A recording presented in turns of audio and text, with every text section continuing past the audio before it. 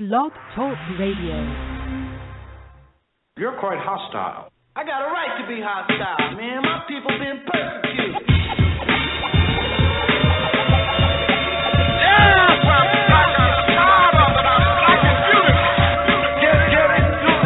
Revolution is not revenge, it's progress.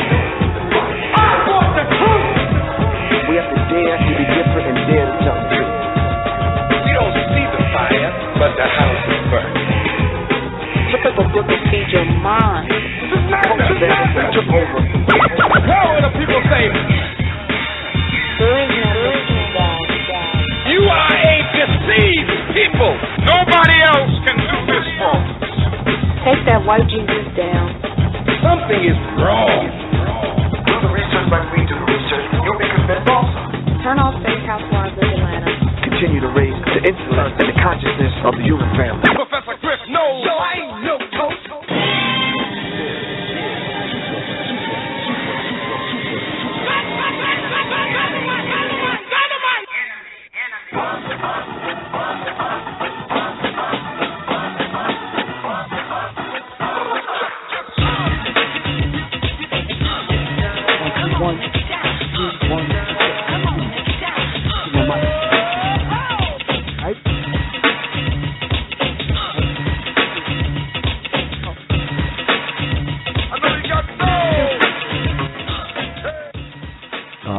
Check 1, 2, 1, 2. All right, this is NMEMINDZ Radio on the Minds Matter Blog Talk Radio Network, where matters of the mind matter. Greetings, family. P. I'm not going to let anything stop you. It's the first show. According to the incorrect information I've been receiving on Texas for the last day or so, we're going to correct that in a minute. But anyway, greetings, family. Peace, hotep. Shalom, assalamu alaikum, Habibi Afodier, what's good, poppin', all right. Good evening and welcome to another edition of the NMEMINDZ Radio with your host, Professor Griff, and Miss Zaza Ali. Peace to the gods and goddesses, peace to the RBGs, peace to the Pan-African family, peace to the Rastafari, peace to the black nationalists, peace to the Moors, peace to the Hebrew Israelites, the Native Americans, and peace to the original family covering every 196,940,000 square miles of this here planet we call Earth. This is the show where minds produce minds that produce minds that produce great minds because minds matter. We are souls in search of souls that are like minds, like minds. This show and every show is dedicated to all those that are dedicated, as given to us by our good brother, Dr. Reverend Phil Valentine. And our good sister, Amy Garvey, taught us to stand on our own 2 feet and fight like hell for our place in this world. And we're definitely standing on the verge of getting it on to bring about a revolution of the mind, that is, because minds matter. And revolution is complete, constructive, conscious, cosmic change.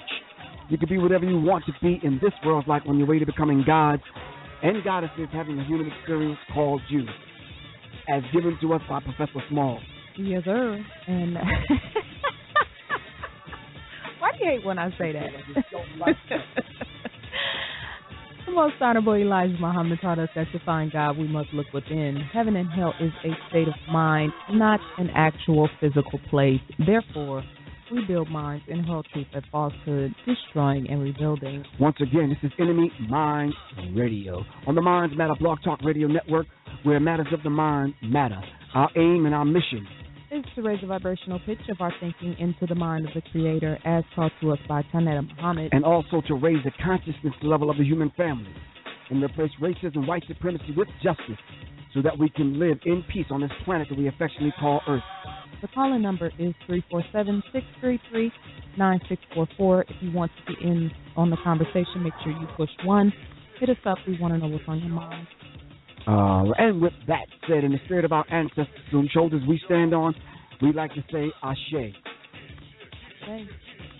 And with that said, Ashe simply means so be it. So tonight, we want to stand on the shoulders and call down the spirit of our good brother. Why you put what, bruh? Really? Thank you. Our good brother, Henry Highland Garnett. You said, wait a minute, that's what I learned about in high school. Yeah, but you only got what your enemy taught you about brother. We're going to dive a little bit deeper than that.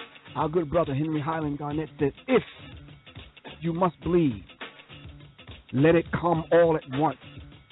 Rather die a free man than live to be a slave. So you ain't learned that in high school. That's you heavy. understand what I'm saying? That's heavy. That's very, very deep. And standing on that brother's shoulders, we say, Ashe. Okay.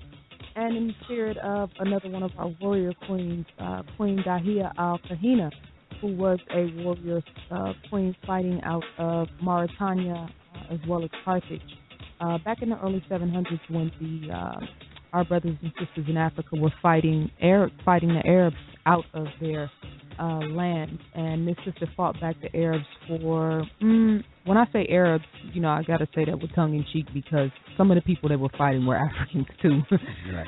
They were fighting for Islam. Brainwashed Africans at that time. Yeah, they were fighting on behalf of Islam, so it wasn't just Arabs that they were fighting. But this sister was a Hebrew, but she put nationalism before her religion. She was a staunch Hebrew, but she wasn't fighting in the name of her religion. She was fighting on behalf of her people and on behalf of Africa. So, and in the spirit of Queen Kahina, as well as all of the prophetess and messengers who came to us in the persons of great women, we say, Ashe. Ashe. And to all those unknown soldiers that have fought, bled, and died for the freedom, liberation, struggle of our people here in the wilderness in North America and throughout the black African diaspora, we say Ashe, Ashe, Ashe, Ashe. If you'd like to contact us, you can hit me up, Professor Griff. Just tweet me at RealProfGriff. My email address is ProfessorGriffPE@gmail.com. My website is www.pgriff.info. All right? If you still playing Armchair Revolutionary, you can hit me up at 678-557-2919. That's 678-557-2919. For the time being, you can hit me on Facebook on our Enemy Minds radio page. That is NMEMINDZ radio. I'm working on getting my Facebook page back up shortly, but in the meantime, you can definitely hit me there. Our Twitter page is at Enemy Minds Radio. If you would like to email us regarding show topics, regarding upcoming lectures, events, DVDs, books, etc., one of the DVDs we're going to try to play tonight, and hopefully it'll come through clear, is Maat by Brother Leila Africa, and it's a very powerful piece of work, so hopefully we can get it in. If not, you may want to hit Griff up and purchase that DVD. If you would like to make a donation to Enemy Minds Radio to help us assist us with this work that we are doing and our short-term and mid-term goals to branch off and create a whole entire Real Talk radio station, you can use that email address, mindsmatter, that's MINDZMATTERBTRS @gmail.com. You can do that through PayPal, or you can just hit us up. All right. I'd like to shout out to Kanetta Lindsay, Shakir, the General, of course. Thanks for the information. Really appreciate that. And Kanita, thanks for the Twitter handle. Jamal Phillips Smith. You always got to say that like with that kind of voice because that's his name looks like Hollywood. Thank you. All right, Jamal. Thanks, man. Really appreciate that. I sent him a message today. I said he got these flyers where you just add water. He be coming with it. My good brother, Minister Paul Spot, Society checking in. Khalid El Hakim from the Black History 101 Mobile Museum. My man Black Didot from the BX. King Simon putting it down, and of course my good brother Rich from UGR. All right, UndergroundRailroadNet.com. Black Magic 363 on YouTube. Check them out. Brother Rich, if you're listening to this, give me a call, 678-557-2919. Tonight's show, we are going to talk about the 42 laws of Maat, which the Western world teaches us is the 42 negative confessions, which is absolutely incorrect. I have a few shout-outs. Can I get those in real quick, please? Yes, do that before I get into this little diatribe. Okay. So first I want to shout out Sister JQ. I'm not going to say her whole name, but young sister wrote us a couple of days ago from Spain. She is 16 years old, and she has been greatly impacted by this show. She has made a move towards progression, and it's hard to say that at 16. I know I can just remember those days, but I did read your email, sis. It was very eloquent. It was very touching, and we love and appreciate you, and I will be responding to you. I wanted to make sure I gave your response. I put in as much energy into the letter as I put into the response, but we do hear you, Queen. We love you, and stay strong and keep moving forward. The sister's making a positive change in her life. I also want to shout out Brother Rob. Real quick, what she wrote and the way she articulated was very, it was like really on point. Yeah. And very articulate for a 16-year-old. And just, to know that our young people, at 13, she said at 13 she was kind of living, heading in the wrong direction. Right, exactly. So just for our young people at such a young age to be exposed, she even admitted the music that she was listening to was extremely over-sexualized and that it impacted her. Right. So for all the people who think that, talking about this music and trying to use that as a segue to get to our young people who think that that's a mistake, you might be missing the bus. So shout out to Sister JQ. I hope you're listening. We love you, Queen. Shout out to Brother Rob for your coming in and joining Cooperative Economics, and shout out to all of the members of Cooperative Economics who have made their donations for the month of December to Know Thyself Academy, and it is now January, so those January donations are technically due. So if you can go ahead and go to knowthyselfacademy.org and drop that $20 like it's hot. I need to make our payment. You want me to pay yours this month? I paid yours last month. For real? I ain't gonna tell the people how much I paid. I'm just kidding. Yeah, now I'm just kidding. No, I'm just messing with you. But I ain't kidding. You can pay mine. Dues, January dues are in full effect, so you can just drop that $20 on me, and I'll just I'll go ahead and make that payment. But knowthyselfacademy.org. Make sure you make your donations for the month of January, and then shout out to all the brothers and sisters who dropped or who sent donations to Sister Kalita. We had the young sister on the show. Where'd I put the thing? We had the sister on the show. Let me grab it. On Tuesday, and she is the sweetest, man. She just, her GoFundMe page is gofundme.com/KELITA. The sister's trying to raise $200 to get to Sri Lanka. She's going to be there for 4 weeks and basically doing an internship, for lack of a better word. Her major is psychology. She'll be at a psychiatric hospital working with young people, teaching English to children and adults, as well as working with special needs students, and just getting an all-around open opportunity to travel the world. This is what our young people need. So if all of us could donate $5, if we could get 50 people to donate $5, she's already at $800. Right. She needs $2,000. So if we can get 50 of our listeners to donate $5 over this next weekend, she'll be $250 closer to the goal. But shout out to the brothers and sisters who already looked out. All right, cool. This is NMEMINDZ Radio with Professor Griff and Zaza Ali. The call-in number is 347-633-9644. If you'd like to join this discussion, we're talking about the 42 laws of Maat. Maat being truth, balance, justice, reciprocity, and order. And as I was saying, it's Maat, and it's not, some people refer to it as the negative confessions. It's not the negative confessions. That is the white world's I don't even understand that. Why negative confessions? Because we say, I have not, that's negative? Right, as opposed to, what does the Ten Commandments say? Thou shalt not. Thou shalt not.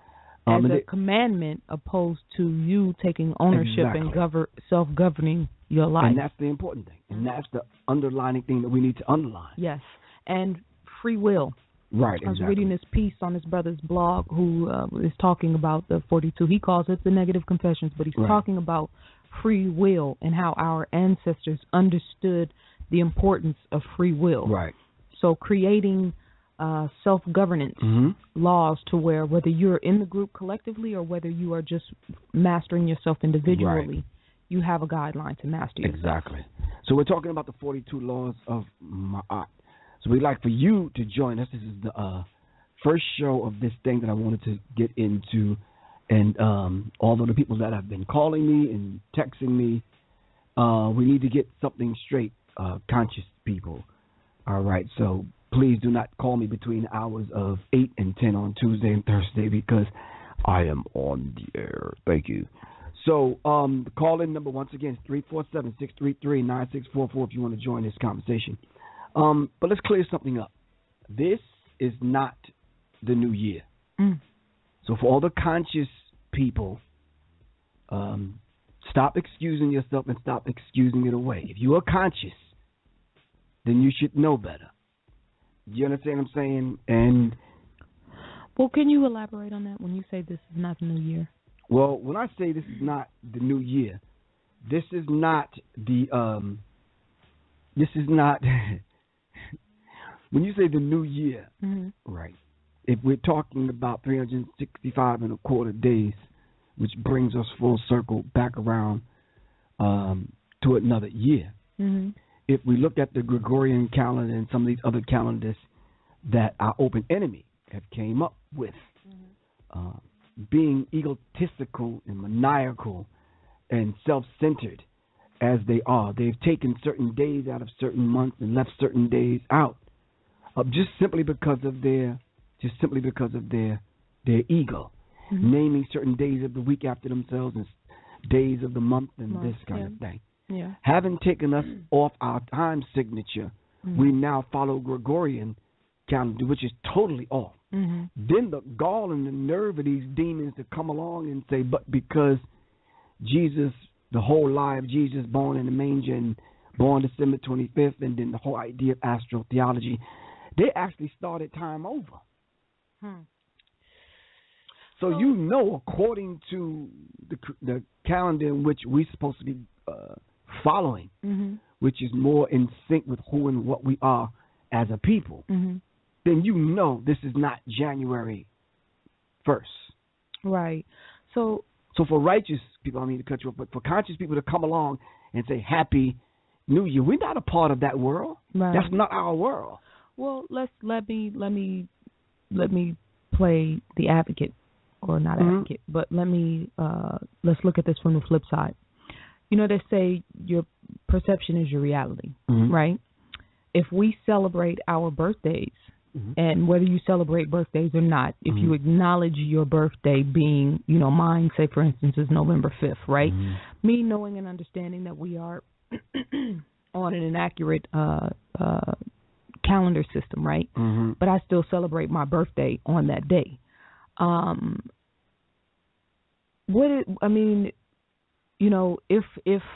If we're going by this calendar, right, i.e., you know, today's January 1st, 2015, that's applicable in our real lives, you know, some people will say, well, today's January 1st, it's a new year.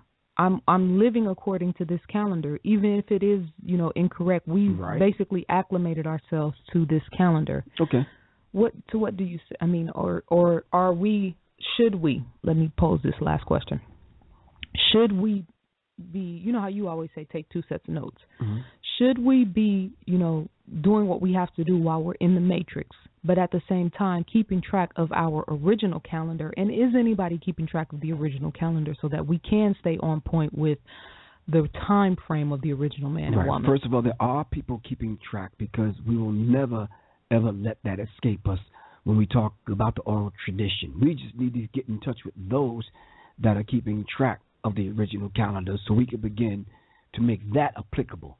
So when we do say happy, conscious people call me and text me and say Happy New Year's, we can have that discussion and attach that at the end of the text message. Conscious people that I know are conscious have hit me up and said Happy New Year and left it.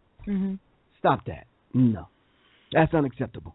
You know, I asked you this question before because, you know, numerology is like the new in vogue thing, right?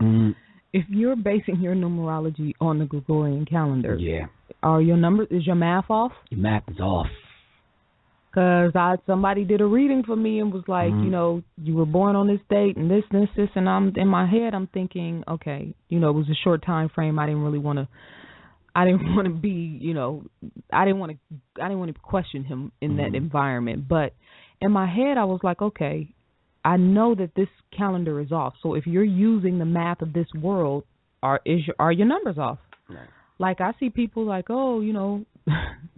I ain't going to use that example because they're going to know who I'm talking about. But, you know, let's just say, for example, predicting, you know, big catastrophic events. Yeah. Okay. based on the math. Right. You know what I'm saying, on the numbers. Mm-hmm. And then it doesn't come true. It's like, okay, is it because your numbers are off, or is it because you putting too much emphasis on that in the first place? That's another show for another time. Exactly. So the whole idea, though, of the wicked, since this is not our world and it's their world, what do they mean by January 1st is the point that I was trying to make. Okay, so what do they mean by January 1st? Well, of course, the first of the new year was originally April 1st. Right. And it was April 1st. So we're 4 months off, right? 4 months off, but for what reason, though? Okay, well, we know they slashed some of the months. They took certain days out of certain months. You're talking about April being the correct first of the year, right? I'm talking about, according to them, the reason why they moved it back to January. Okay. Because if they thought that the earth died, i.e. God died, and then God came back to life, right? Everything came back to life in April because it was spring. This is the reason why they call it spring, because things sprung back into life. So then since everything came back to life, God lives. This is how come with Christians you see on the bumper sticker, God lives. Right. Because God came back to life. White people actually believe that God died, like physically had a funeral, the whole bit. Right. And so since God came back to life, God lives, it's a new year, and they celebrated it April 1st. Why did they move it back to January?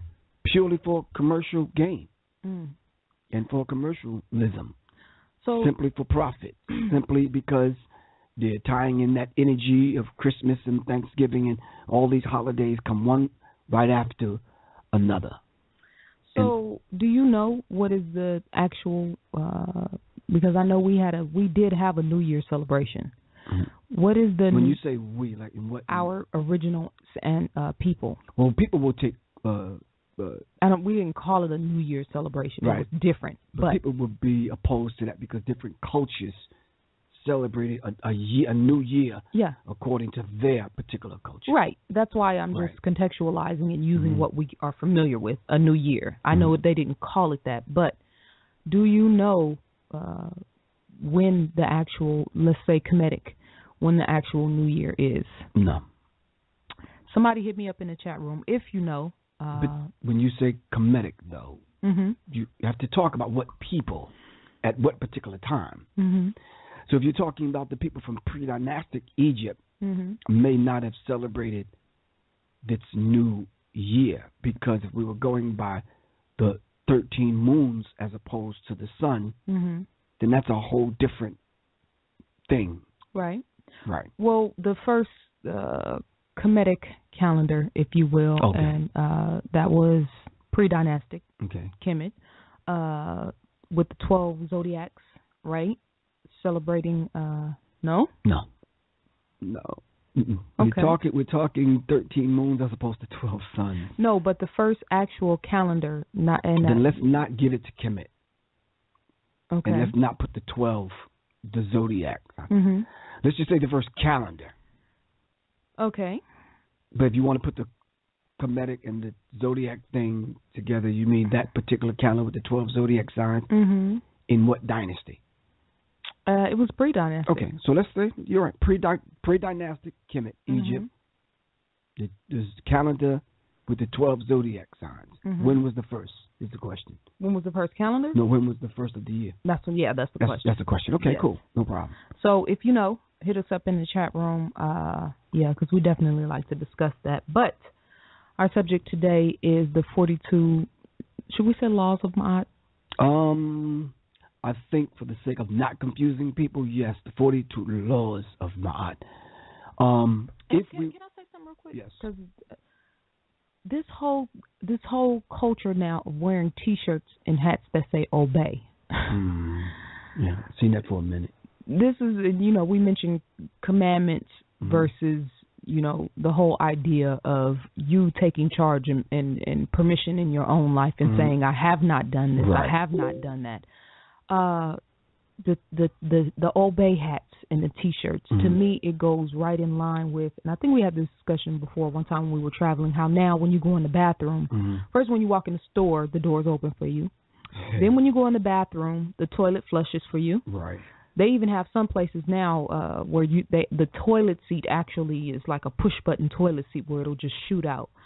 So the toilet flushes for you. You go, the soap comes out. You just put your hand there. The water comes out. You wave your hand and the paper towel comes out for you to wipe your hands. Like, I don't think people realize how controlled we are.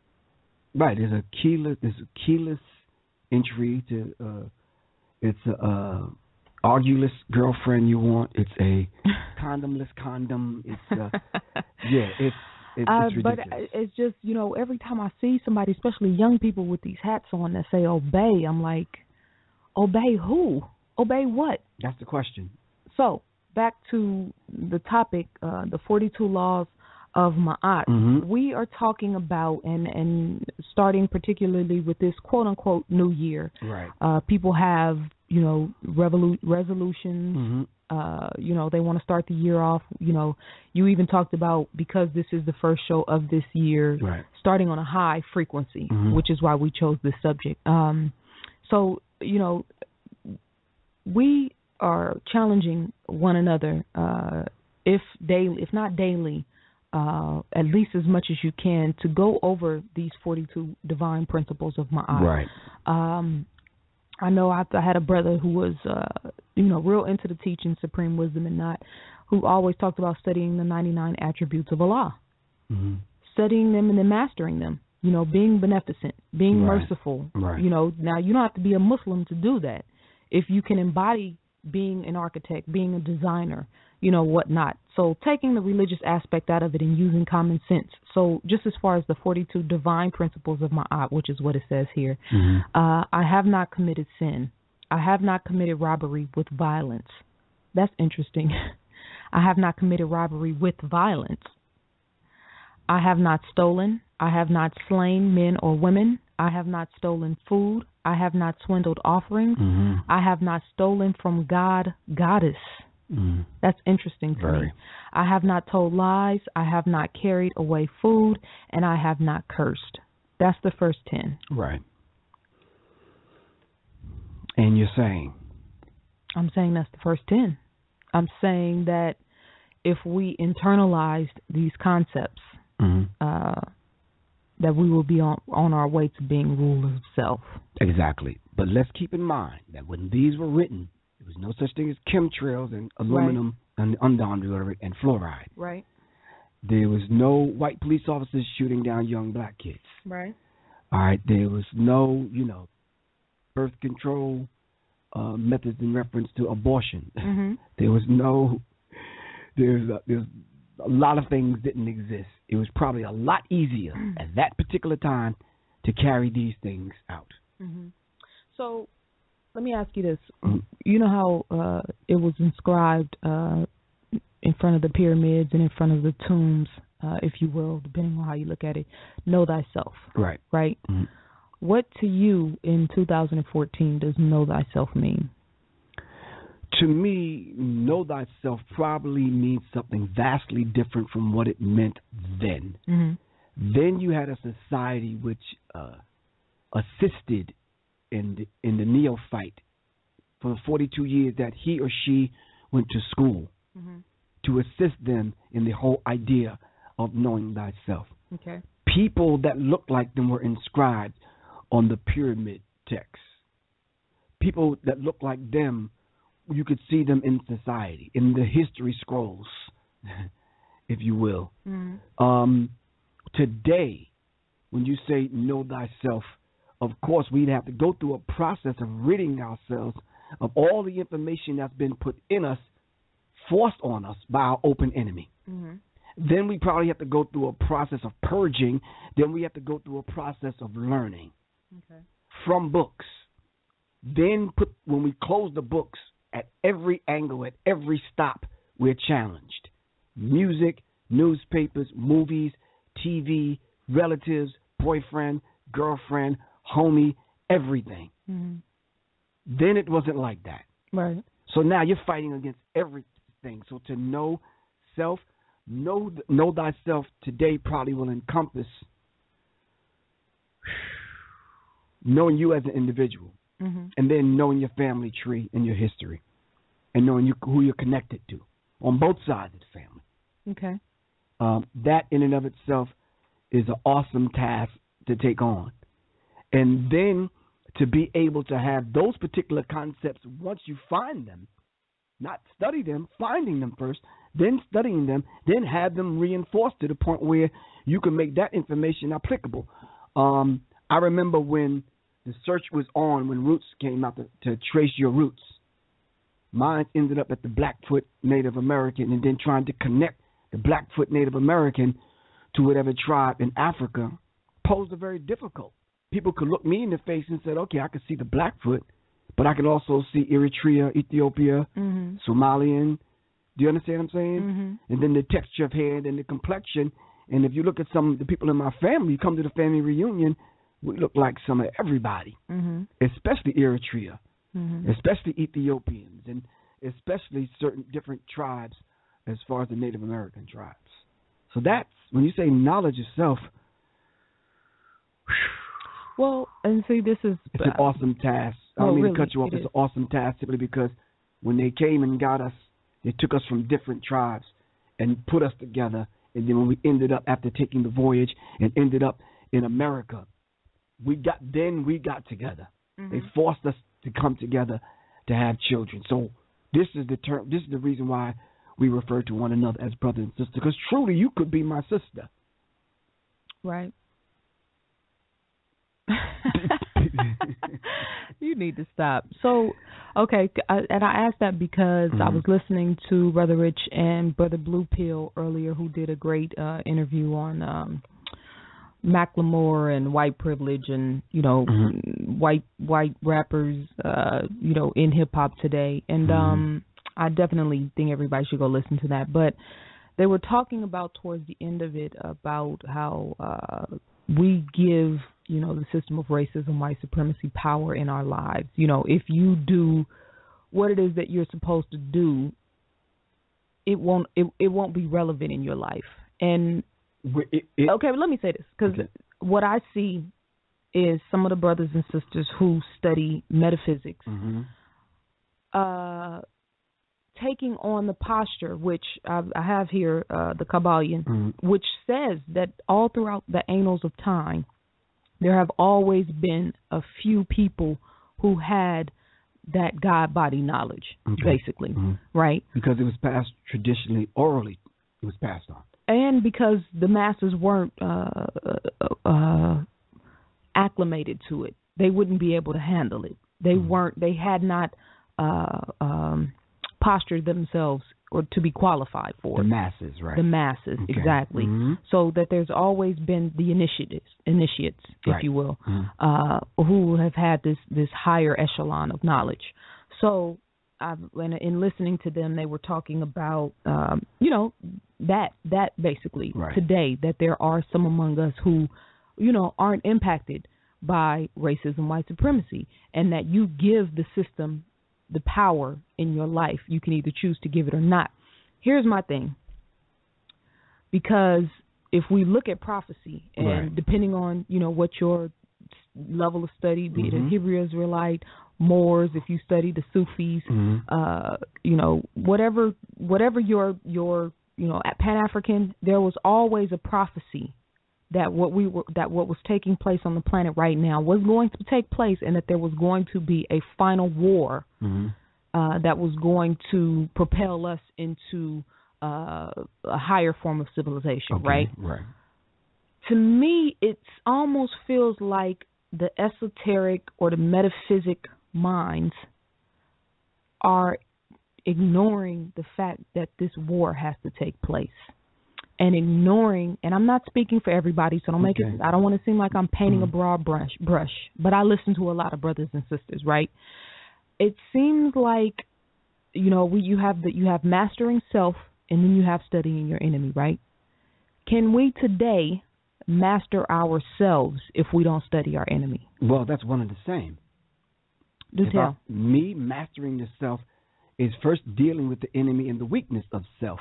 Be it me and what I do to destroy the self, or that which is outside of me, i.e., my open enemy. Mm-hmm. So it's one and the same. It's no so different. I don't differentiate. When I say the enemy, I'm talking about the system of racism, white supremacy. Which is in me, and I'm dealing with the weakness of myself. Okay. That's the jihad. Okay, correct. Okay.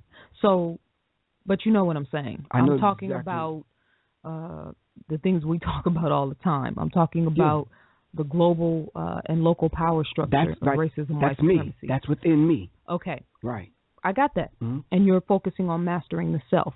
What I'm saying is when we talk about chemtrails, when we talk about genetically modified food, when we talk about low-frequency microwave weapons, when we talk about all of the things in the society that are damaging our planet and damaging people physically in the tangible world, do we have a responsibility to confront that? Oh, of course. That's studying and having a knowledge of self. That's dealing with the weakness of self, because if like minds come together, and when like minds come together, we will understand that particular point. When we have that particular discussion, and like minds will come up with something to combat that. So, on a metaphysical level, if we are studying metaphysics, if we are operating in that higher echelon, or as the initiates, the gods and goddesses of this world, right? What I'm trying to get to is, if we're up here, and if you could see me, listeners, I have my hand up high above my head. If we're up here in our knowledge, wisdom, and understanding, do we have a responsibility to deal with the rest of the world? Yes, we do. Like, we see the world is going to hell in the handbag, right? And I keep hearing people say, like, this world is an illusion. You know what I'm saying? Like, this is just, it's not real. And how are they dealing in this world? When you think about, when you break down the atom. No, I'm talking about how are they, the people that say that, how are they dealing in this world if it's an illusion? Well, this is very real question. Because we have to fall under the laws. I'm not talking about the white man's laws. I'm not talking about running a stop sign or not yielding or not paying your taxes. I'm talking about the whole idea. If this world is an illusion, we fall into this particular law that governs this world. That's not an illusion. Right. That's very real. So that's what I'm saying. Like, I feel like they need to put the Matrix movies down. No, I'm just saying, I feel like we live in a real tangible world. It's like, on the one hand, we have this high science, and we know that our ancestors were living on this high level of civilization. But then we look at the reality right now, and we have people who are pointing us back to 4,000 and 5,000 years ago, and rightfully so, Sankofa. But Sankofa is, the body of the bird is moving forward. The head is looking back. So there's a forward progress while we're looking back. Example. It is to me. But my point is that, I feel like the reality of the situation that we're living in is being neglected. And I'm trying to figure out, okay, maybe I just missed the ball. If we're talking about metaphysics, maybe, only some of us are supposed to be up here. No. The vast majority of us are supposed to be up there. And I'm saying that because I study metaphysics, but I wouldn't dare come to a lecture where I'm talking to 200 people and go off on this whole metaphysical thing where nobody understands me. I would have to bring it down and speak the people's language, thus adding in metaphysical examples to help the people grow. Okay. Do you understand what I'm saying? Yes. This is how come even when you use the language, talking people that are talking on the mountaintop, they're not physically on a physical mountaintop. Right. It's just that the language and the subject matter is so high that the people in the valley may not understand what they're talking about. Right. There's aspects of certain things I can deal with on a metaphysical level, and everybody would understand what I'm talking about. I think that's their choice. If they want to talk on that level where nobody understands them, maybe that's just a conversation that we need to leave them the hell alone, let them have that conversation, because maybe they're just talking to one another. Right. Well, I'm trying to figure out how to get the brothers and sisters that's on the block, you know what I'm saying, the ones who I think a lot of us have forgotten about. I'm trying to cultivate a language, especially in my book, that will be able to, take that pull that language and that information from up high and bring it down so that the layman's person can understand. Well, because if the scriptures and the prophecies, whatever you want to call them, are correct, we are living in the fulfillment of time and in the fulfillment of prophecy, right? Which means there's not going to be. Why'd you look like that? No, I'm listening. You gave me a look, though, like, what are you talking about? No, because I was reflecting back on the whole idea of you saying Sankofa is a good example, and I said it's a bad example because inside of the whole symbology, when you look at Sankofa, you can approach it from a metaphysical perspective, and you can approach it from an esoteric perspective. You can look at it in this reality as you're looking at it right now, decode it, and explain it on a metaphysical level. Well, the way those I was concepts using that are above it, where people can understand, and those concepts that are beneath it, that people need to understand. People can overstand it. That we understand that. But what does the symbol mean? What's behind the symbol on an esoteric level that can help the human being grow? Well, my point in the example that I gave was that when you look at the bird, it is physically moving forward, right? It's faced in a direction where it's moving forward, but the head is turned to the back. So to me, that represents two things. That represents progression, moving forward, building on who and what we were, our history, what we've been through, what we've come through. That was the example that I was using. Okay. I know there are varying degrees of it. That's just what I meant. Now, is that metaphysics or is that the esoteric teaching of it? It depends on who you ask. I'm asking you. That's not metaphysical or esoteric. That's just common sense to me. But this is the issue that we're having when you say these brothers are having these conversations. So when we ask simple questions with the example that you just gave, and I'm not putting you on the spot, we have to begin to interpret that on a metaphysical level so young people can understand. The people that are listening to us right now can get it. That's why I said it the way I said it, because the way I said it is the way for young people and people who are listening to get it. Now, if you want to have a metaphysical conversation. No, I'm not trying to have it. I'm trying to get you to understand that in order to hear it the way you're hearing it, young people need to know, okay, did she just explain it in a metaphysical way or esoteric or? I didn't explain it in either. But I'm asking you, though. I know. I'm telling you. I didn't explain it in either. If you want me to explain it in either of those, I can. In order to get people to understand is what I'm saying. For example, if I was to explain that particular thing from a esoteric perspective. So if people that are listening to my voice right now can just keep put in mind or put in front of them the Sankofa bird.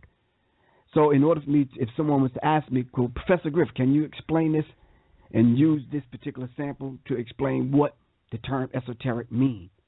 How would I be able to explain to them? That's what I'm trying to get you to understand when you ask the question about the brothers having a conversation way up here. Because sometimes I hear these quote-unquote metaphysical conversations, and I am lost.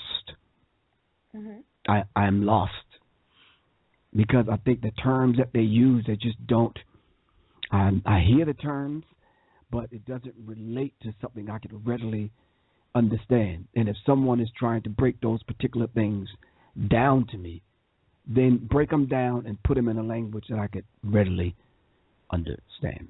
Okay. That's it. So let's try to, I want to try to see if this link is going to play. Are you good with that? Okay. Let me just say one thing.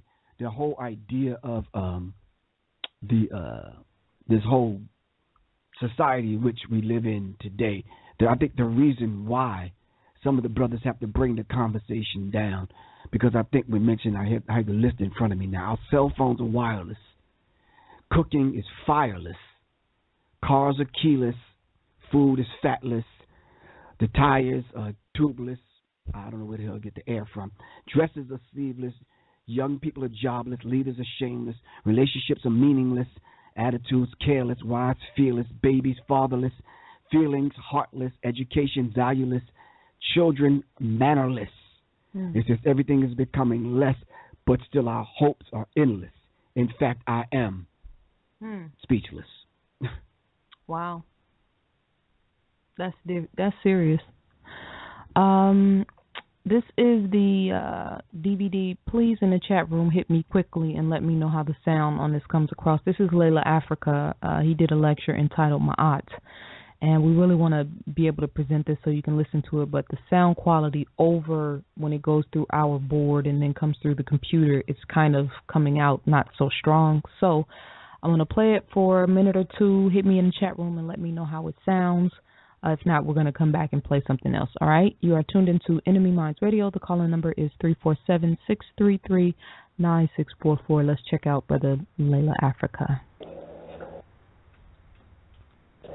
Communicate our emotions and feelings to others. Now, talking is cyclical and listening is cyclical, and our feelings are cyclical. Anger has up and down, joy has up and down, and happiness has up and down. And as men and women, we relate to those feelings differently. Feelings are not fixed, and you can't say that this feeling must be the same way every day. The feelings are going to have their cycles, and you cannot go contrary to nature and wish and hope and argue with yourself that your feelings are not stable. They're just going through their natural cycles. Just like the water goes through cycles, the air, which we call storms, and the planets go in cycles, which you call orbits. Everything has cycles, so we must be a little more in tune to that so we won't be out of control and let our feelings, as we say, run away with us. First of all, let us look at this relationship, because this is a relationship we're looking at with ourselves as well as with others. A relationship is how you process information. Those are changes that develop. Relationships have growth crises, how you grow in yourself and grow outside of yourself, and how you grow with another person. It changes, it develops, and the relationships basically have a cycle. Of course, to help us be in closeness with our relationship, with ourselves and feelings, we have to have some sort of spiritual ritual or prayer that we do every day, or how many times a day that we choose. Now, to understand this communication of the cycles, we have to focus on the fact that men usually talk to express ideas and then their feelings. And men and women do somewhat the opposite. They usually talk to express their feelings and then ideas. That's down here. Women talk. So this all starts in the womb, and as we go through childhood, we develop this cyclical way of receiving information and dispersing information. Men, their growth sequence, as I point out here, goes from childhood, which is sensation, and youth, which is thinking, and then we go into manhood, which is refinement of thoughts and feelings, and adulthood, which is cultural. Basically what I'm saying is men go from earth to air to water to fire, and women go to earth, water, air, and fire. When the man, as you can see by this diagram here, when the man is in his cycle of thinking, the lady is in her cycle of feeling. When the man is in his cycle of feeling, the lady is in her cycle of thinking. This keeps you in balance. This is not a conflict, but it's interpreted as a conflict because we're not dealing with the cycles that are imposed on us by nature. In other words, men have a time when they want to be close to their mate, and then they have a time when they need to be distant from their mate. And the female, they may have a time when that feeling of joy is up very high, and then that feeling of joy is down very low. That's the cycle of that feeling. Men usually like to be quiet, and a lot of questions you ask them when they're quiet just causes anger because they're just following that cycle. And men usually listen like men, and women listen like women. And it's kind of hard to get a woman to listen like a man and a man to listen like a woman. Therefore, we need this kind of translation of our feelings to each other. Men usually give love based on, women usually give love based on how good they feel about themselves, or how bad they feel about themselves, how they relate to how much love they give. And men usually give love based on what you would call their scorecard, like in football, what they think the value of giving is to them. Men, the energy in the male system is electromagnetic. In other words, electricity means away, alone or silence, and magnetism means toward. It brings things to you. So men are basically away, and then they are close, where women are magnetic electro, which means they're close, and then they're away. This is the natural cycle rhythm in the male and female body. So we communicate. We have to translate our communication. We have to translate our communication in listening, and we respect each other's thoughts and feelings, understanding when the man is feeling, the lady's thinking. When the lady is thinking, the man is feeling. So we have to translate because we're not on the same frequency. So therefore, we have to behave with our feelings in public. And when we're with our mate, we shouldn't criticize and argue because all we're doing is translating each other's feelings so we can stay in harmony. So we don't argue and criticize each other. The only purpose for doing that is to produce Maat. The purpose of the relationship with yourself and with your mate is to produce rightness and justice and correctness and reciprocity. In other words, the reason for the relationship is to produce closeness. So you have to watch your words that you use with yourself, your little arguments and fussing and the mumblings that you do with yourself. You have to be careful with those words as well as careful with the words that you have with your mate. And remember that your mate is not your companion or psychic or something like that and knows exactly what's on your mind. Every individual, whether it's female or male, must have a hobby or something that they have the secret of, not something that's deceitful, just some secret feeling that they have that they like, and they should have that feeling. It's according to how we feel, how we base our concern for each other and our concern with our mate and how we love ourselves, how we feel. When you're feeling good, the glass is half full. When we're feeling bad, the glass is half empty. But we have to understand the glass, our feeling is neutral. It's how we are in relationship to our feelings that give it a value. So basically, a man does not like to have a lot of advice or a woman constantly telling him what to do and how to do it. He doesn't mind you sharing in his experience of his feeling or his career, but telling him how to do it will upset him. And men should not constantly ask the woman about what she thinks when she's concerned about how she's feeling. So we listen to women. Men should listen to women not to give solutions to their feelings, but to just be a witness to those feelings, those ups and downs, and not to blame the lady for being up and down and say you know better and you shouldn't feel this way and all that. The feelings are the feelings, and we have to own up to each other's feelings and just be a witness to them and not argue with a person for having the feelings. Feelings were here before we were born. We're just sharing in them. It's part of our cycle in life. Now, what we have is a deterioration of our relationship with ourselves that's going on. And this deterioration of the relationship with ourselves and in our village amongst each other is caused because the village has been under attack. We're constantly being under attack as colonized people.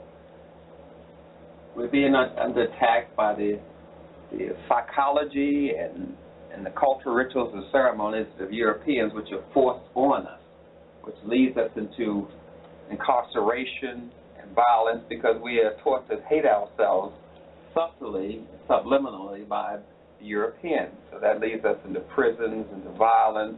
We get tension headaches, migraine headaches, we get stressed, and then we try to medicate those feelings with drugs, or we're medicated with those feelings by the Europeans themselves. Now, how this is done to us, how they force psychiatry and their psychology on us is done by the talk shows. The talk shows basically have pimped or taken advantage of the rap music. In other words, the talk shows are rap music without the music. They're just the talking part. That's why you have an overabundance of them. And what they do is point out differences. And each difference that a person has with another person is interpreted as being a defect or a dysfunction or something weird or something immoral. And then they point to a solution on these talk shows, and those solutions are usually a European cultural solution. And this pays heavy upon our children. And they are being medicated for the siege that's put upon their ability to think as Africans. They're being medicated for that. You must understand that the Constitution of the United States is just a book that has a lot of European rituals in it, rituals that the elite, the ones who control this country, the very wealthy, use to communicate with them. So they wrote a book of rituals and ceremonies that you have to go through to protest them or to ask them to change. And their laws are just social rituals. And medicine is the chemical occult rituals. All these rituals are based on the psychology or the social structure of the European. And when you behave in such a way that you don't like those rituals and it causes you frustration and anger, and then you come to school and you act out that anger, then you're medicated for that by Ritalin and other such drugs. So our children are being punished for being colonized. They play on the self-hatred in the European psychology. We get frustrated and angry with ourselves and don't know how to relate to ourselves, and that's why we spend more as an ethnic group on phone calls and cars and clothing and makeup than any race in America, because we hate ourselves and we try to soothe our dysfunctions and our anger with ourselves by being on the telephone more than any other race. And we dress up our frustration. But sometimes that frustration is accentuated by the toxins and poisons in the schools and in the workplace that we're in. As you can see, some of the air inside the buildings is more polluted than the air outside the building.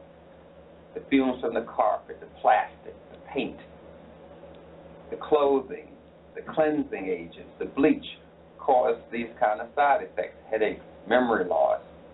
Slowly poison yourself, cause pulmonary irritation, which can engorge your pulmonary system, your breathing system, and cause your heart to beat harder and faster, and relates to higher blood pressure and hypertension.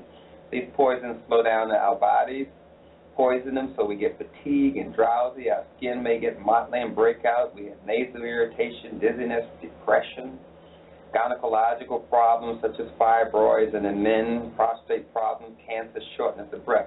All this is caused, this is the Environmental Protection Agency estimates, that indoor air is 1,000 times worse than outdoor air. They have tested it all over the country in buildings. And then we're subjected to these pollutions and pollutants in our workplaces, I showed you before, up above. And these fabrics, the particle board, the paint, the pets, the cleaning supplies, the paint, the glues, the adhesives, the cleaning supplies, again, the parcel board, the drape, the plywood, the wallpaper, the new fabrics, the carpets, the gas burners, furnace, dry clean clothing, particle board, air ducts, all of this adds to the irritation of our system. Especially since we're African people, our melanin causes these impurities to bond to our system at a higher rate. All right, that was Leila Africa. A couple of people, or at least one person for sure, asked me in the chat room about the name of this documentary or lecture. That's Leila Africa, and the title is Maat.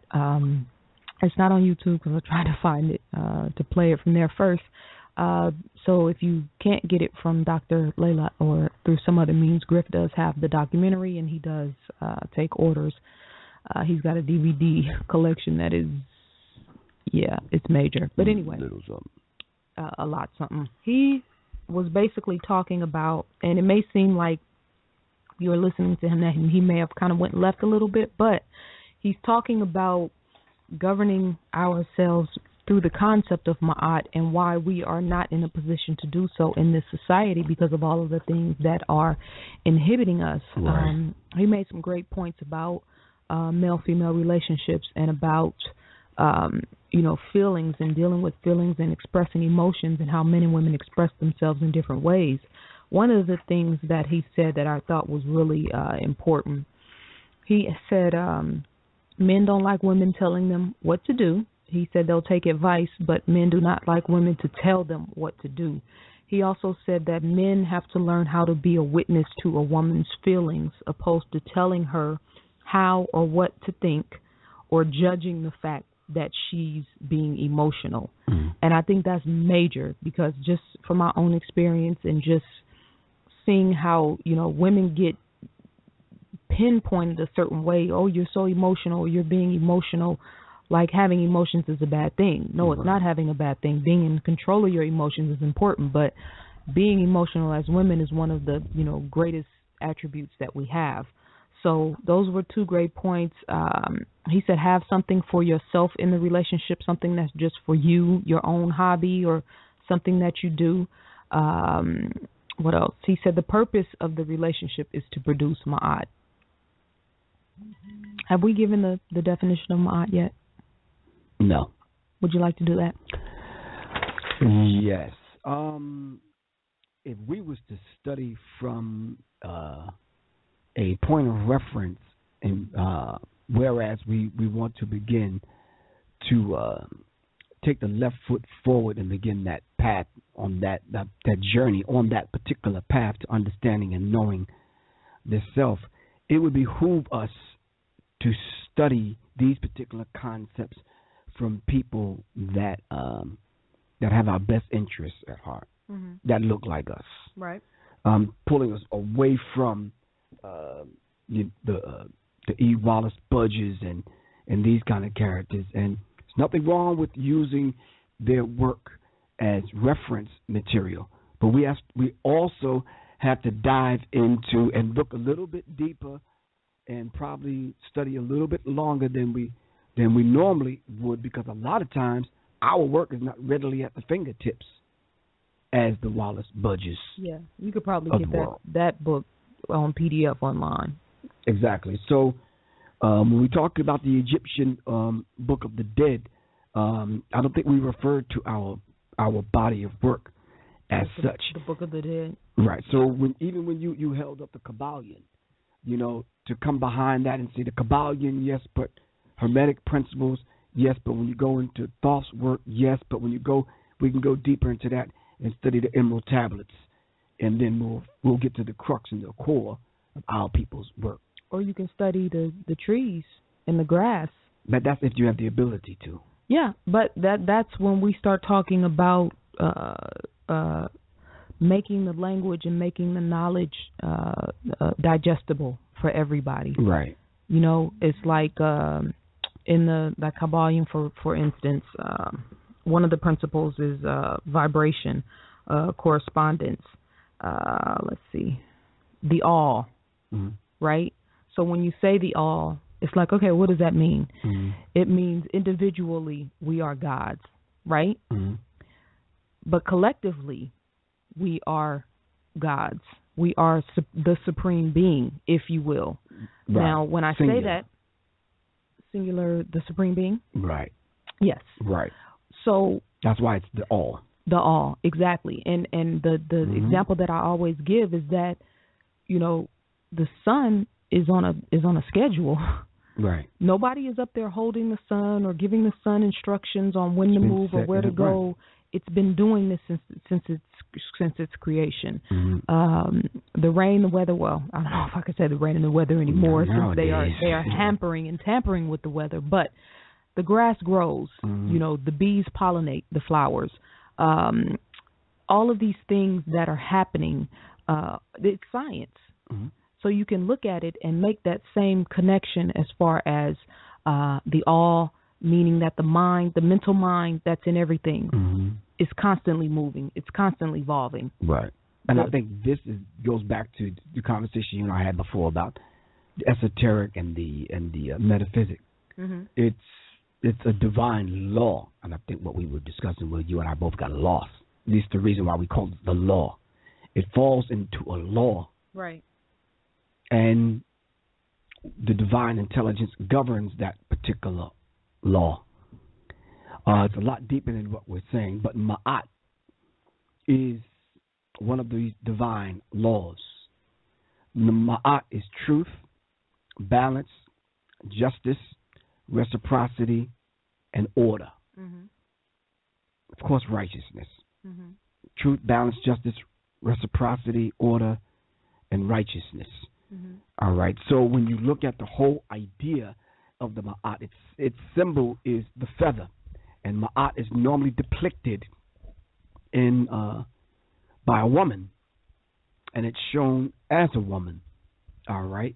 And when that particular woman embodies all of the principles of Ma'at, and it is shown, and it surfaces in the papyrus of Ani and other places as the feather or the wings of Ma'at, the balance, the feather. And you see this feather throughout different cultures around the globe. Native Americans and a few other people have this same feather. Certain tribes in Africa. And it's basically, that principle, the truth, balance, justice, reciprocity, and order. So when you talk and you hear Ma'at, all right, think of those divine principles that's not waiting around on you to believe in them. It's going to happen regardless. It's in divine order now because it fell into that divine law, dealing with the divine intelligence. Mm-hmm. Some people may explain it in a different way, but nonetheless, when you get to the crux of it and the core of it, it's the same. It's truth, balance, justice, reciprocity, and order. So when you read and you look and you study the papyrus of Ani, you'll see the heart of Ani being measured against the feather of Maat. Right. Have you lived your life justly according to the 42 divine laws? And I think you've read the first 10, which is, I have not committed sin, I have not committed robbery with violence, I have not stolen, I have not slain men or women, I have not stolen food, I have not swindled offerings, I have not stolen from God or goddess, I have not told lies, I have not carried away food, I have not cursed, I have not closed my ears to truth, I have not committed adultery, I have not made anyone cry, I have not felt sorrow without reason, I have not assaulted anyone, I am not deceitful, I have not stolen anyone's land, I have not been an eavesdropper, I have not falsely accused anyone, I have not been angry without reason, and you can read the next 42. I have not seduced anyone's wife, and 22 is, I have not polluted myself. Number 23, I have not terrorized anyone. I have not disobeyed the law. I have not been exclusively angry. I have not cursed God/goddess. I have not behaved with violence. I have not caused disruption of peace. I have not acted hastily or without thought. I have not overstepped my boundaries of concern. I have not exaggerated my words when speaking. I have not worked evil. I have not used evil thoughts, words, or deeds. I have not polluted the water. I have not spoken angrily or arrogantly. I have not cursed anyone in thought, words, or deeds. I have not placed myself on a pedestal. I have not stolen what belongs to God/goddess. I have not stolen from or disrespected the deceased. I have not taken food from a child, and I have not acted with insolence. Let me tell you what stands out to me out of the ones you read. One, I have not felt sorrow without reason. You know why that stands out to me? Why is that? Because everybody's depressed nowadays. We live in a very depressed society, and I don't know that is not to, of course I'm not alluding to anyone pretending to be depressed. That's not my point. My point is, I think that we live in a society that is making people depressed or giving them the impression that they're depressed so that they can make money off of drugs. Right. It's like trial and error is a part of life. Going through experiences that make you feel a certain kind of way, sadness, angry, whatnot. But we have a lot of people now who are settling in depression. And I think that I have not felt sorrow without reason. It's funny, Blue Pill said, a lot of this generation coming up is soft. And I've heard some other people say that too, that, In what way? Soft. Well, he was talking about young people, the kind of music they grew up on, so that they can like a young thug wearing, and it's cool for him to wear fingernail polish. Oh, that's just his thing, that type of thing. So he was saying that they didn't go through the struggles that we went through, and we had a higher form. In what he was saying, we had a higher form of hip hop when we came up, right? With consciousness and, teaching you about the streets and teaching you about life and whatnot. So he was just talking about the music nowadays. It's like young people, they grew up on Gucci Mane, they grew up on Jeezy, whatnot. Though that's who they are. That's who they're accustomed to. Right. But we look at it and it's like, what? You Soulja Boy, huh? Right. We don't understand it. There's a high rate of suicide now in young people, not just in young people, but period. And I just wonder, with all of the technological advances and whatnot, why is it that we've supposedly reached the pinnacle of civilization with all these advances and people can't cope with life? Yeah, I think whoever put that information out about reaching the pinnacle, they kind of got it wrong. It seems like the more and more technologically advanced this society becomes, the crazier people have become. The no passion, no, the sensitivity is dead. Right. Everyone's an individual. Everyone's solo. Well, remember you said me. Remember you said you asked a sister something you asked about reaching over a sister in the grocery store. You want to grab a basket or something, right? And she responded to you, but she didn't even look up at you. Right, exactly. She couldn't tell. Yeah. No eye contact, nothing. No facial contact, right. Nothing. Just responded and looking down at the ground. Desensitized. Yeah, and socially inept. Right, exactly. So listen, we have to take a break to pay the bills. We'll be right back. We're going to continue this discussion on the 42 laws of Maat, and of course we're going to open up the phone lines to bring you in on the discussion. Keep in mind that the 10 Commandments were borrowed from the 42 laws of Maat, all right? So we're going to pay the bills, and we will be right back. This is your man, cut the check, checking in one time. Producer, songwriter, artist, whatever you need, I got it. Like me on Facebook, follow me on Twitter, check out for my beats on SoundCloud, follow me on Instagram at Cut the Check, KUTTCHECHECK. Get at my Gmail, songsforcut@gmail.com. That's SONGZ. Number 4, KUTT@gmail.com. Got that heat for y'all. Yeah.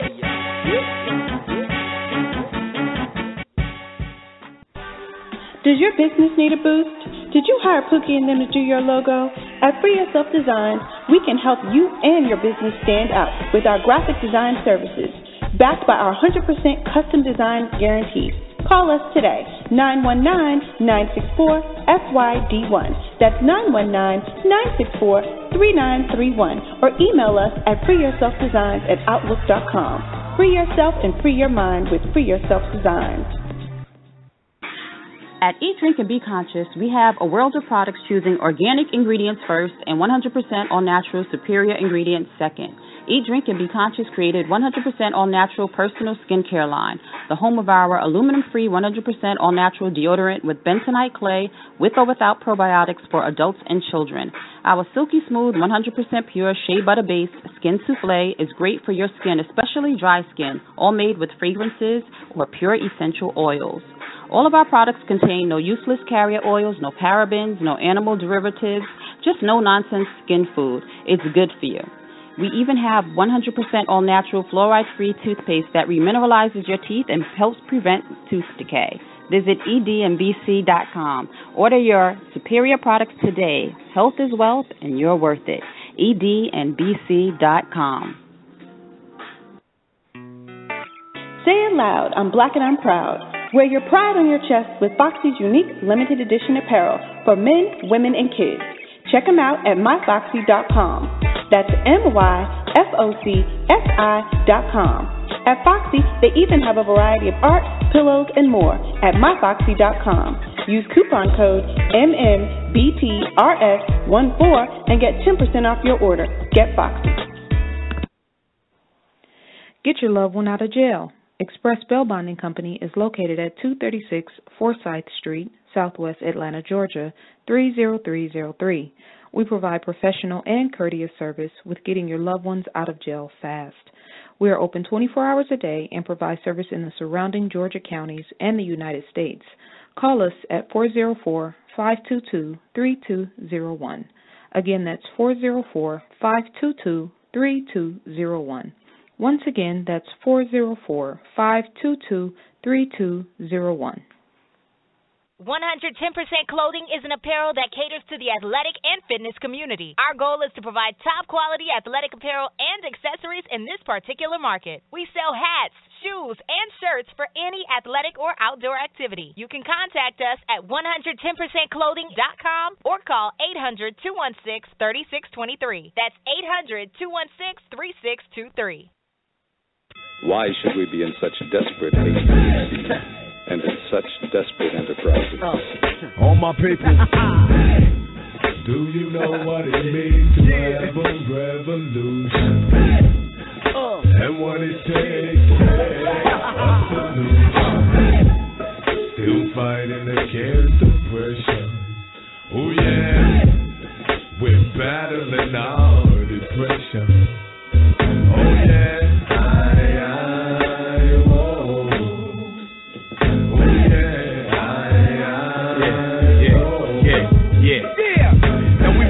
in these streets on pork and poison meat. I recognize the beast, spare the mark of the gold heat.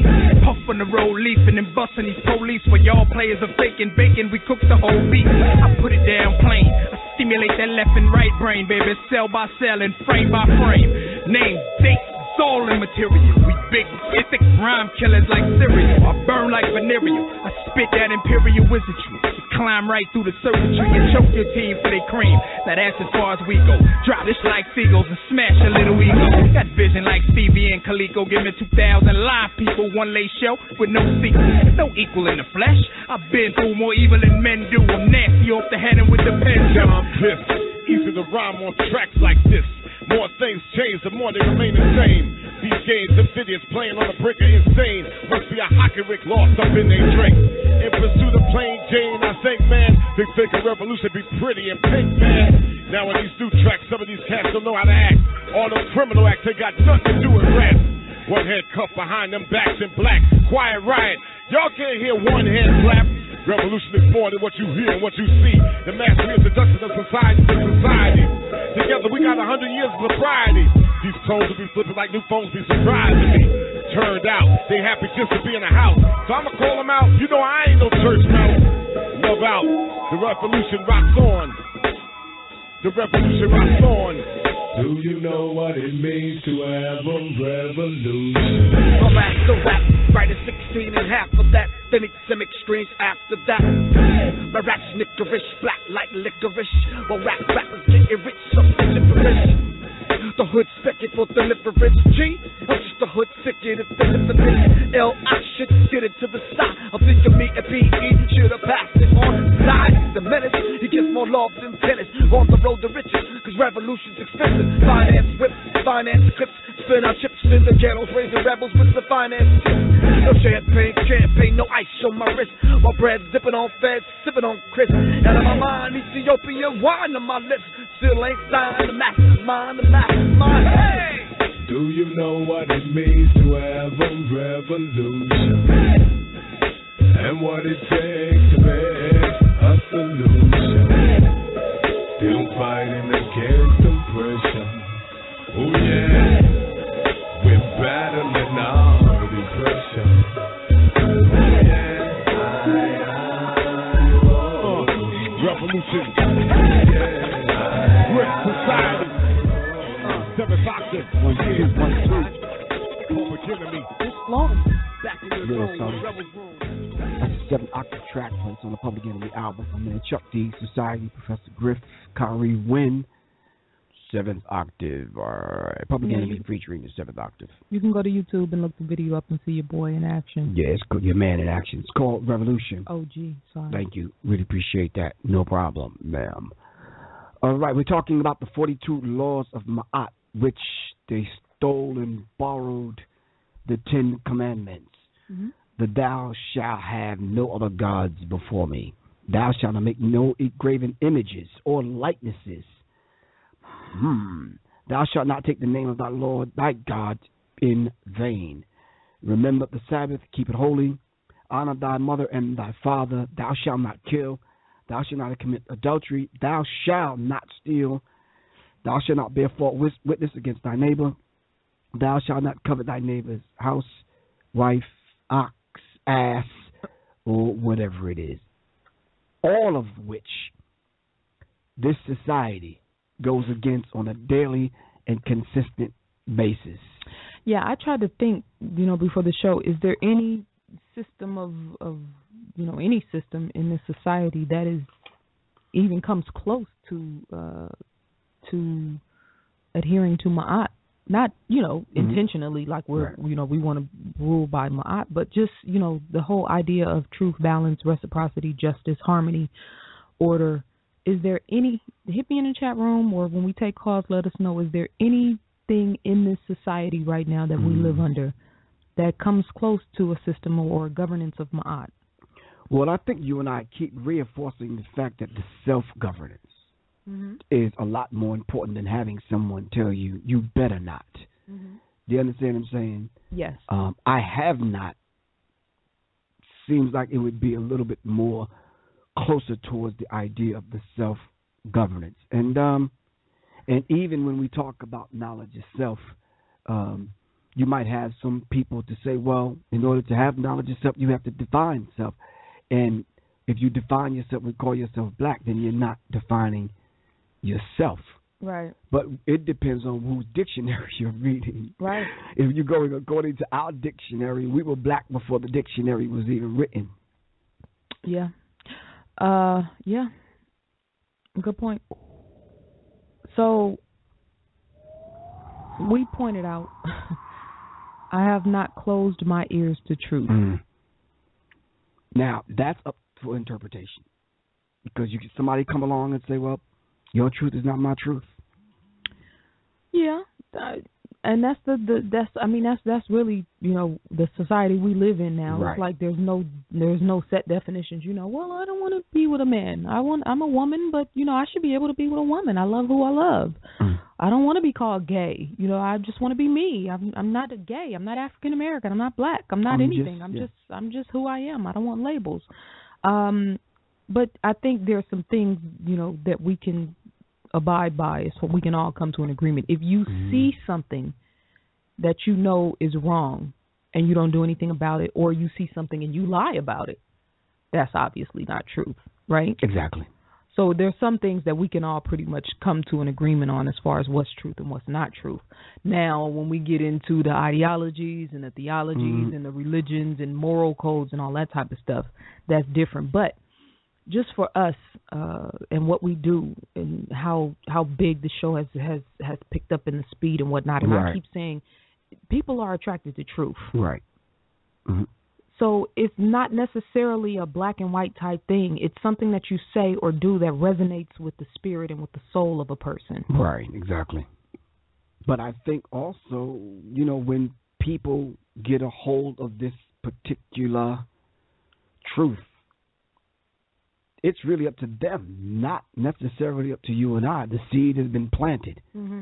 Once, like I always say, like the arrow, once the arrow leaves the bow, you can't call it back. It's up to you. And it depends on how that person receives this. Like, there's certain instances where I could understand people saying we shouldn't call ourselves black. Right. But for the life of me, prior to coming in contact with our open enemy, we were black before any of these labels, because we never had to use label black as a label. If we're talking about dark matter, you're talking about black. When you're talking about dark holes in space, when you're talking about the essence of everything in existence, everything natural for you is dark. It's black. Right. Everything real is dark and black. And then you have to weaken it to white.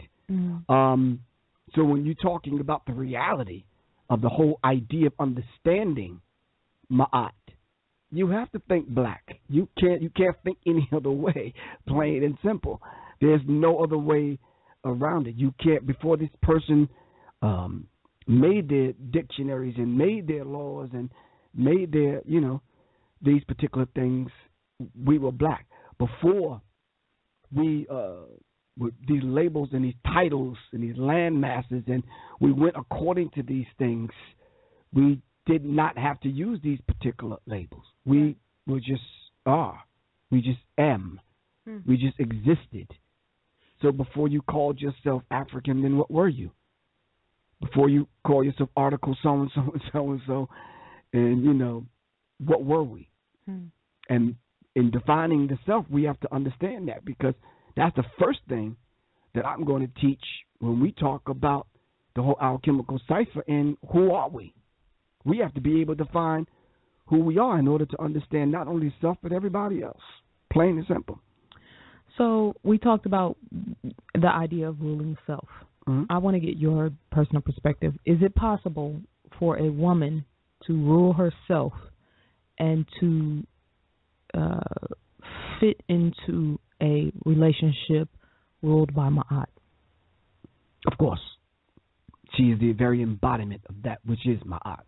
And all she has to do, like the messenger says, accept her own and be herself. She becomes that. She is that. Why do you think brothers, and I'm not, pinpointing to anybody, but there's a climate right now where, and especially in the so-called conscious circles, where brothers don't seem to accept the idea of a woman ruling herself? I think a lot of times when you think of those particular men, I think you're talking about men that are caught up in that whole idea and those limitations of religion. Well, no. Let me add something to this, because in Black Women in Antiquity, I was reading, I mentioned him earlier, he was talking about the fact that 99.9% of the pharaohs were men. And he was saying that, of course, he made the point that it was a matrilineal society, so power was passed down through the woman's lineage. But that Hatshepsut was kind of the exception to the rule as far as being a pharaoh. So when we say, I think that, and I don't want to just put this on religion, because brothers point back. I've seen some brothers, some Afrocentric brothers, who point back to this period in time and say men have always been the rulers. Okay. To what do you say to that? Well, this is why we're in the situation we're in today. But this was our greatest. The Kemet was our light and shining. And I can name some football teams that was great. Okay. They made a mistake somewhere along the way. True that. And they have to perfect that. Okay. Yeah. So that's the reason why I think the messenger taught the way the messenger taught. And studying and knowing what Chancellor Williams taught us in the destruction of black civilization. Great civilization rise and fall. Right. And we have to extract and learn the lessons from those great civilizations, not to repeat what they did before. If I'm here today, 2015, just to repeat what happened 10 years ago in ancient Kemet, I'd be making a grave error. Yeah, I remember a brother, a pretty prominent scholar, made a comment, and this was right after I had done the lecture on Hatshepsut and the Black Queens in Detroit. I've told you about this, when he said that that Hatshepsut was not supposed to rule because of the way that they treated her while she was in rulership, and the way that they desecrated her tomb and her. And I said, well, maybe that's a sign to us that Kemet was already in its demise. Right, in decline. If they would handle her that way, because the way we should measure the society is, were the people happy with the rulership? Did people live in peace? Right. Did everybody have their fair share, Maat, if you will? And they were. The people were happy under her rulership. Right. Who wasn't happy? Right. And I think that's we need to understand. And the question nowadays that you and I are going over this on this particular show, the average person will say, okay, when they created these 42 laws of Maat, did they abide by them? Yeah, true that. Thank you. And this is what I mean when you said, why are those brothers having those conversations up there? Well, this conversation that was taking place back then, was that conversation up here? Yeah. And did it need to be explained to the average person? Yeah. Why did they need to go to school for 42 years? Right. What was it that was so deep that they needed to understand it for 42 years? Why did the average neophyte graduate, at a ripe old age? I think we lived longer back then. Yeah. The concepts are a lot different. The average person was reading, was ambidextrous. The average person knew more than one language. The average person didn't wake up eating cinnamon buns and some other stuff. I think they had a different diet. They had a different understanding of things. And the society reinforced the average neophyte. And punch a time clock. Exactly. People weren't waking up with cell phone bill. With the stress of working 40 to 50 to 60 hours per week. Right. And that's another thing that in all of the different websites that I've looked at and people breaking down, the Maat and whatnot, fear is something that is constantly talked about as a obstacle as far as on our path, being able to enjoy the principle of Maat in our lives. We live under constant fear. Leila Africa said it. Ashra Kwesi said it in one of the lectures we were listening to earlier. Right. A couple of brothers who wrote articles that I read earlier talked about fear. We are living under constant fear. See, that's religion. That's the whole concept of being stuck and limited in this box, in this prison called religion. Yeah. Every religion that I know that I was under or I was in, you know, you have fear of God, fear of Allah.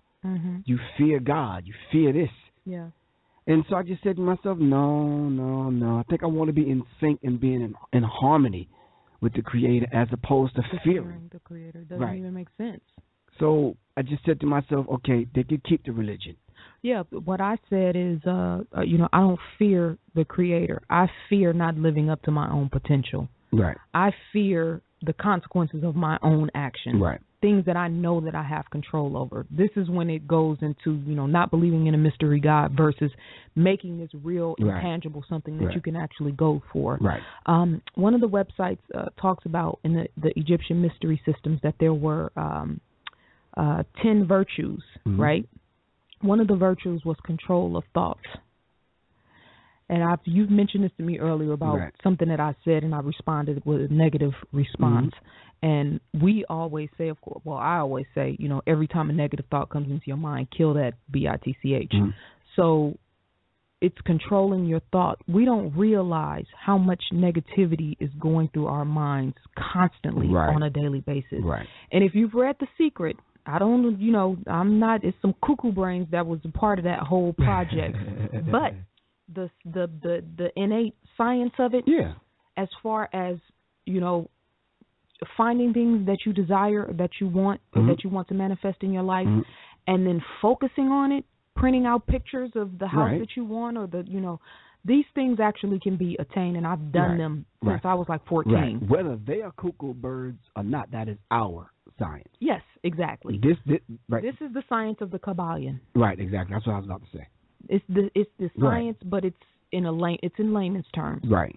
See, but that's what I was trying to explain earlier. That's that conversation up here brought down in a language that people can understand. That's why so many people resonated with that. That's why they sold millions of books and millions of documentaries. Right.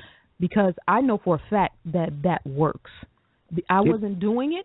I wasn't like, I didn't read the Secret and was like, okay, as a child, if there was something that I really wanted or wanted to see happen or manifest, I just thought about it over and over and over and over. Right. And if you think about the greatest, you know, basketball players, football players, singers, whatnot, they'll always tell you they lived the dream before they ever even got there. Exactly, yeah.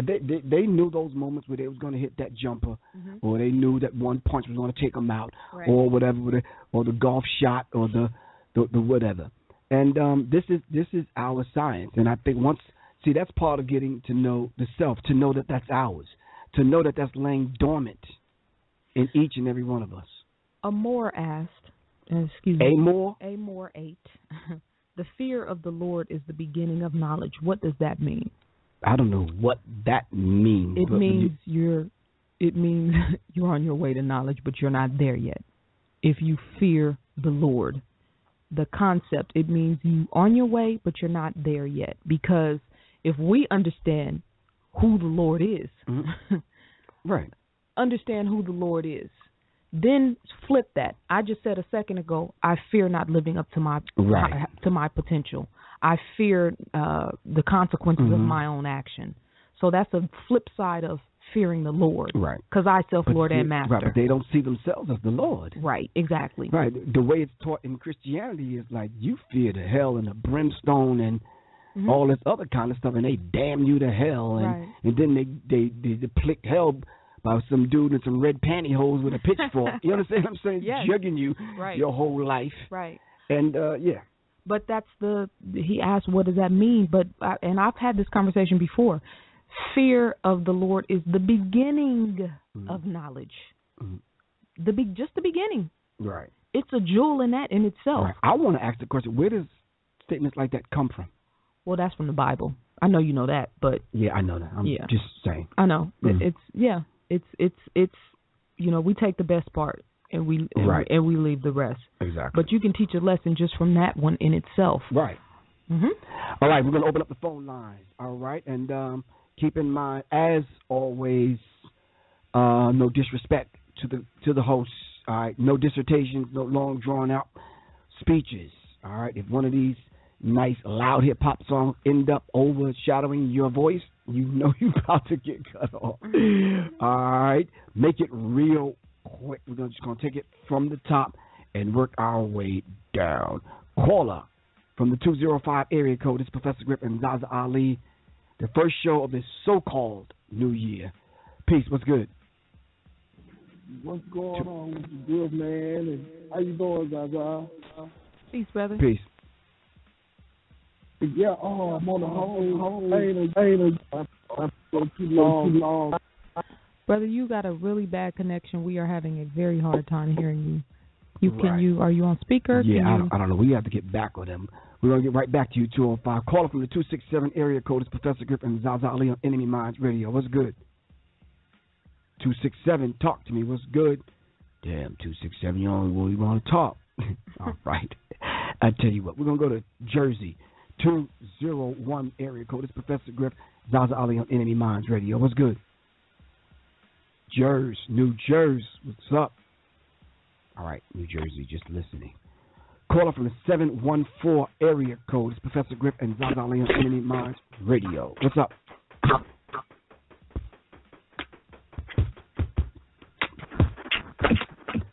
Caller from the 8. Can we get one caller tonight? Caller from the 803 area code. It's NMEMINDZ Radio. What's good? Peace, brothers and sisters. How are you? Peace. All right. How you feel, good brother? Hey, I wanted to comment in reference to the fear comment. First of all, the word fear is not even in Maat. That's something that's perpetuated by Christianity, and they have a purpose for that, because that is what lies behind the programming in order to keep people in the same duress that they go through every day. Right. When I say that, I mean from big screen TVs being cheap to punching a clock in every day. They have them in, jumping from one program disguised to do a specific thing into another program disguised to do a specific thing. Maat is designed for 4 levels of understanding: mental, physical, spiritual, and environmental. And Western science is destructive in every one of those areas with technology. And we have to understand, if you compare the two, you will see why Maat is not only the original, but why it stands out. Because Maat allows you a freedom to learn yourself, meaning your spiritual self and your physical self. Christianity tries to control you so that you cannot know who you are, one, and you serve someone else. So you give away your power. But I know other people are trying to get on. I'm listening. God bless. And I'm keeping my ear in the air. Peace. Oh, okay. Give thanks. Peace. Really appreciate that. That Peace, was brother. very, very wise. I like that. The 4, he said, 4 element, I believe he said, the mental, the physical, the spiritual, and the environmental. All right. Caller from the 973 area code is Professor Griff and Zaza Ali on NMEMINDZ Radio. What's good? Hey, how you doing, man? Am I on? Yes, you're on. Hey, what's going on? How you doing? Happy New Year. Do you think when you speak about Maat, do you think this is the reason why? I mean, because there's so much good that came up out of Kemet in Egypt. Do you think that's why it's so demonized in the Bible? Because I mean, when you read the Old Testament, you know, everything that you hear that comes from Egypt is kind of evil. You know, even when Abraham and his wife entered Egypt, you know, Moses escaping from Egypt. Do you think this is the reason? Do you think that, you know, I thought they said Jesus went to Egypt. Well, I'm for the Old Testament. I mean, anytime you read the Old Testament, you know, whether it was the Pharaoh who was making moves on Abraham's wife, or, you know, Moses and the Jews being persecuted in Egypt. Well, are they talking about a physical place, Egypt, then, or a future place, Egypt? You know what? I mean, that's you know, I really couldn't speak on it. You know, I wouldn't know. But I mean, for me being a child, you know, when I read the Bible, I mean, my interpretation of Egypt would have, and the Pharaoh would be, you know, these evil people, you know, these slave drivers. So, you know, I was wondering, you know. So the question historically becomes then, were they enslaved in a physical place called Egypt, as far as history is concerned? Or was that a future place? Is that America today? You know what? That's something to discuss, or, you know, something to debate. But I mean, it's just like, even with Haiti and Egypt. Even with Haiti and the French Revolution, where you know that, you know, it was a voodoo priestess that was, you know, instrumental in the revolution. But when we hear about voodoo, it's like, or roots, what they called it in America, is something to be looked down upon. It's something, that's looked down to be evil. So I don't know. It just seems like everything that's just is turned around to be looked upon as evil. But because the first time I heard about Maat was through you, Griff. Like, so anything that you say, which every teacher that I consider you a teacher.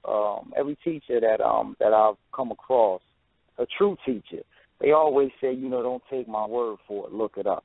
So anything that you said, like you brought me to listening to you for the past 3 years. You brought me to Amos Wilson. You brought me to Vic Nasheed. You brought me to Sister Cesar, Dr. Cesar. So I just want to thank you for all that, man. You took me through a rabbit hole of teachers, from Dr. Clark to Dr. Ben. So I just want to say, thank you. You know what I mean? So anytime I listen to you, it's never a debate. If I don't agree with something, I just look and see if you're telling the truth. That's all. Right. All right, good brother. Really appreciate you. All right. Cool. All right, peace. That was a great comment. Yes. That was a great call. Yes. Caller from the 202 area code. This is NMEMINDZ Radio. What's good? Hey, peace, Master Griff. Peace, Queen. How y'all doing? All right. I just wanted to comment on what the last brother was talking about with the Bible and like how they saying that they defame Egypt and all of that. Personally, myself, I'm a Hebrew myself, so I read the Bible up and down, left and right, and it doesn't dethrone Egypt at all. What I can say is I do follow the 42 laws of Maat, and I do understand historically. And that's the thing, people got to look at things from a historical preference. Like Dr. Barashango teaches, there's multiple spiritual systems in ancient Al-Kabulan. Right. But can I ask you something?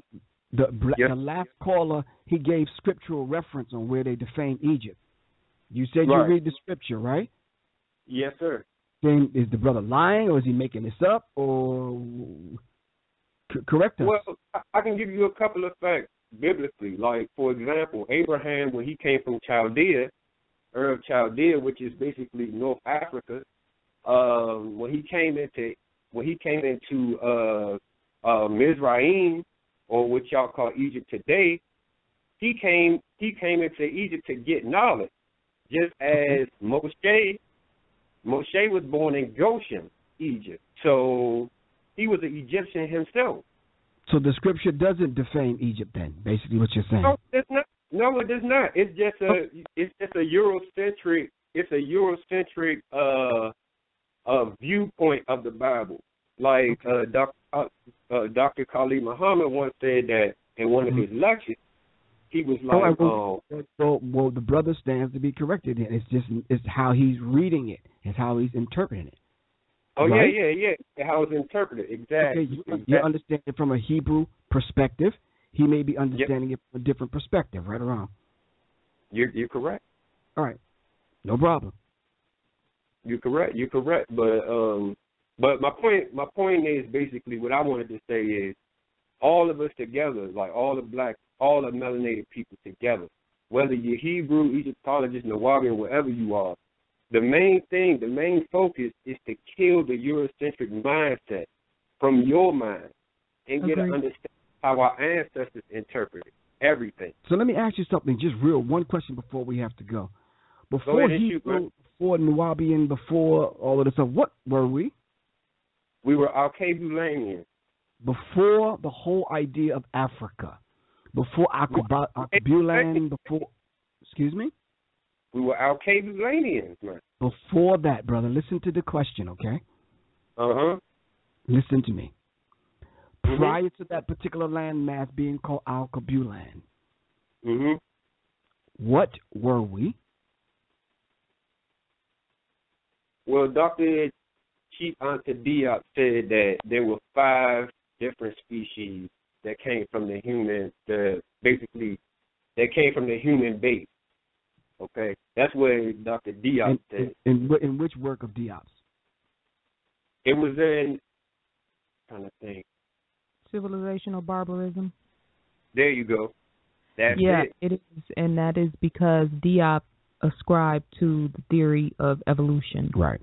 Meaning you are referring to the different stages of evolution from Neanderthal to Homo erectus to, and I'm not putting them in order, Astropaleo, whatever it is.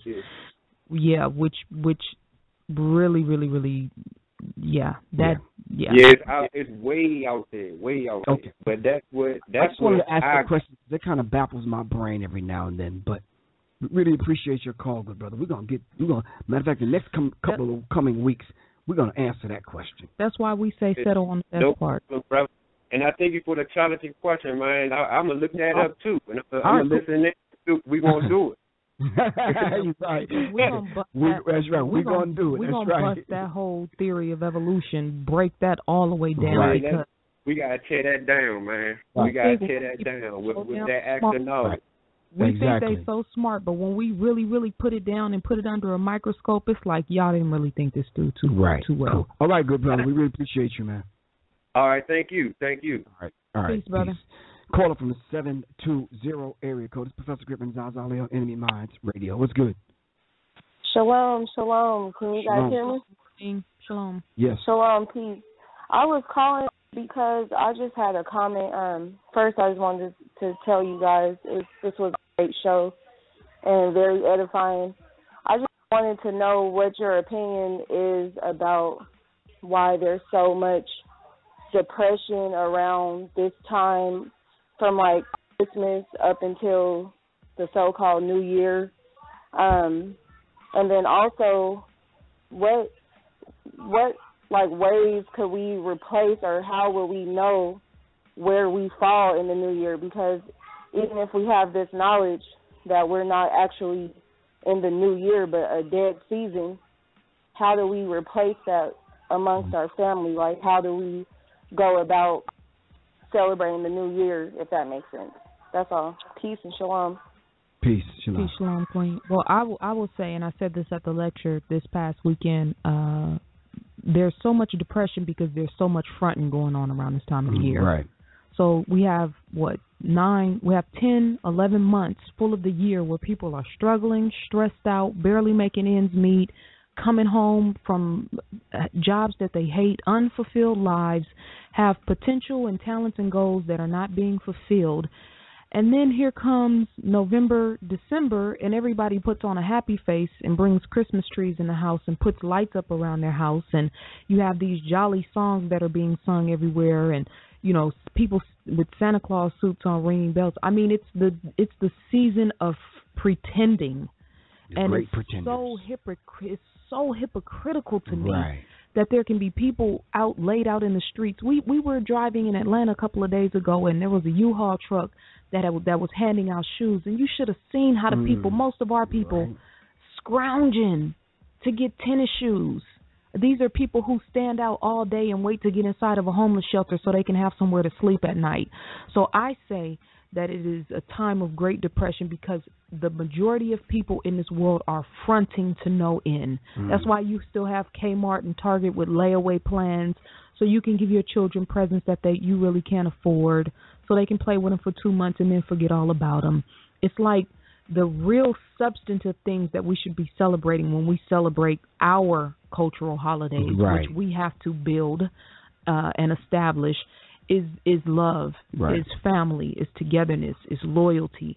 It's that cultural connection of Sankofa and, you know, what our people went through. It's the substantive things. And you can do gift giving and decorating your house and those type of things, but we've lost the substance. Right. And then to answer your last question, we have to start creating things to celebrate around. We have to start creating our own holidays. Brother Baruti here in Atlanta does Kabuka every year, which is going back and dealing with what happened to our people in the Middle Passage when they were taken from their homeland, the whole idea of being on a ship for months on end and then coming here, that whole experience. We have to go back and relive that and internalize that struggle. That's part of Sankofa. But she gave the greeting Shalom. I'm just assuming that maybe she's a Hebrew Israelite. But don't they have their own celebrating kind of festivals and New Year's and? Yeah, I'm pretty sure they do. But she, we return the greetings Shalom. So we acknowledge that part of our culture and our history. It doesn't mean that she knows that there's a new year that they have to celebrate. Or maybe that, or as a parent, she's looking at her children and seeing other people celebrating different things and wants to try to establish some sort of... But I think that's why in our introduction, we say that, we're all of those people. I'm Hebrew Israelite. Exactly. I'm Christian. Right. I'm Muslim. Right. I'm all of those things. In the righteous sense of the word. Exactly. I mean, when you clearly define what who these people are and what they are, that is me all day long. Right. I'm Native American. Right. I'm RBG. You understand what I'm saying? I don't disassociate myself from who and what those, but I don't get caught up into the dogma, the religious stuff, or the whatever. So maybe she's coming from the same perspective as you. And if that's the case, then let's get together like you and I said last weekend. Let's call like-minded people together and let's celebrate. Yeah, Enemy Minds Radio in 2015, we are going to set it off. We want to spark that. None of us will be depressed. Yeah. We're going to come together and we're going to make it happen. And as parents, we definitely want to do things for the children as well. So, shalom, Queen. Exactly, shalom. Let's go across the water, I think to London. Caller from the 441-525 number. This is Professor Griff Zaza on NMEMINDZ Radio. What's good? Sounds like a London number to me. Probably Brixton or I used to hang out. Peace. Hello? What's good, man? Peace. Yo. Hello? Yeah, what's up? Hello, man. Hi, to you, Professor Griff and Zaza Ali, calling from England. What part of England? You can hear me, yeah, because I'm calling. Can you hear me? Yeah, we can hear you. What part of England? Gloucester, near Bristol. All right, I know where it's at. Near Bristol. It's a place called Gloucester. It's near Bristol or Cheltenham. All right. What's good, brother? It's okay. I'm okay. I just want some tips, on reading the Egyptian texts, and like the coming forth of day and night, how to read it, what order should I read it in?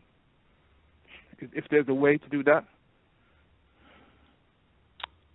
Are you referring to like the hieroglyphs, or you just referring to the actual books themselves? The books themselves, so just to understand them. For me, I take it and balance it against like the Book of Ptah-hotep. I take a book like that and read that book, and that book is like a guidance to help you to differentiate and understand some of that information. And then Griff has probably 20 books on the Medu Neter. Yeah. Who are those books by? Okay. Raul Nefer. Okay. Raul Nefer. Yeah. Okay. Professor Manu Ampem is one of our... But there's a brother right there in England. Who's that? You ever heard of HogarthBlake.com? Simon? No. Can you spell it out, please? HOGAR. Sorry, what no. HO. GA. Yeah. RTH. Yep. Dash Blake. BLAKE.com.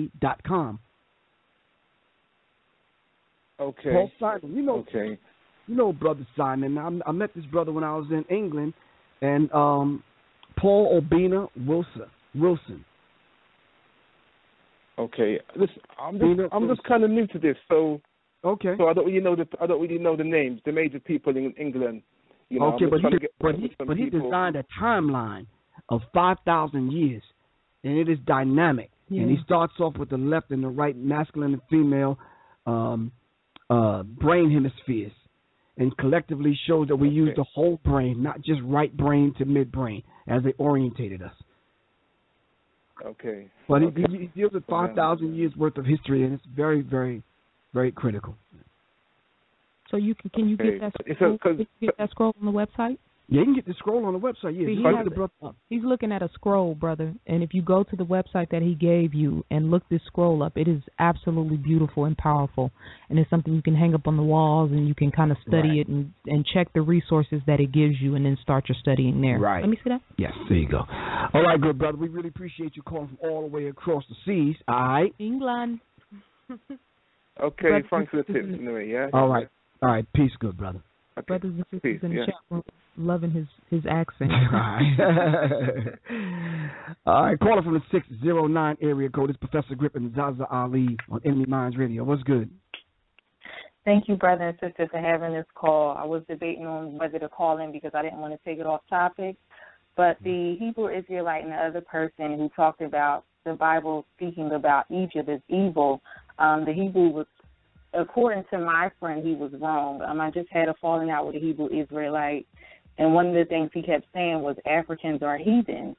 And I said, well, if Africans are heathens, our ancestors that came over here and they went through all they went through for us to be alive, what are we?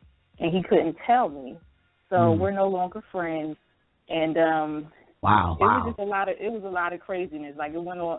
So I'm just so glad that y'all had this talk, and I tuned in, and I just thank y'all for doing it. But he just explained, like, you've been through this and that in your life because you was breaking the laws of the Bible, and I was just like, you know what? Wow. I'm not there. I'm never going to be there. I'm never going to be a Hebrew Israelite, and my older brother is half Liberian. So I said, you can't tell me to look at my brother as if he's a heathen. I will never be able to do that. So me and him don't speak anymore. But I just wanted to say that I told him this, that Malcolm X said that we need to leave our religion in a closet. They didn't lynch us, and they still don't lynch us because we're Baptist or Hebrew or Muslim or whatever. They lynch us because we're black. So you can't pump that all the time. Knowledge is knowledge and truth is truth, and it's a shame because he did turn his life around from that teaching. I think a lot of us young people in the hood, we lack a lot of guidance. So I believe if it wasn't a Hebrew Israelite that took him and taught him the Bible in a way and transformed his life, if he would have heard a Muslim talking, it would have been him. So I said, I'm glad that you changed your life around, but you have to learn how to network and make connections. Hebrew Israelites are Africans. Right. That's not what he... At the beginning of the show, I quoted a queen who was a Hebrew Israelite who was fighting the Arabs, trying to take over with Islam in Mauritania. So, yeah, this is why it's important for us to understand history, sis. Right. But thank you for standing on your square. Yeah, stand on your square, Big sister. Up. Thank you. All right? Yeah. All right, cool. We'll talk. Thank All right, you. peace, sister. Peace. Let me just say this. Okay. You know, when they came into Africa, when they came into Kemet, they destroyed hundreds of thousands of books in our library. Right. The Bible was one. And as it is now, it was not then. It's a collection of information that we already had, symbolism and metaphors, and not to be taken literally. Don't go killing nobody over the Bible. It's not a history book. Right, it's not. So stop that. It's not a history book. Yeah. But we had hundreds of thousands of books that were destroyed. Right. What are we doing? Where we at? Where we going? Any announcements at all?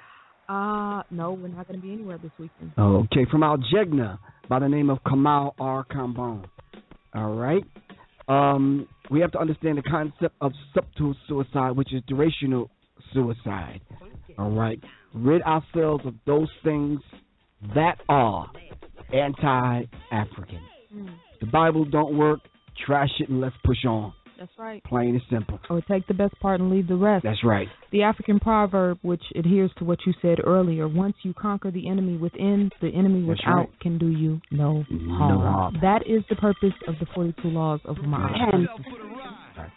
This is Professor Griff and Zaza Ali. We want to thank y'all for tuning in, and we'll see y'all on Thursday. We love y'all to life. Peace.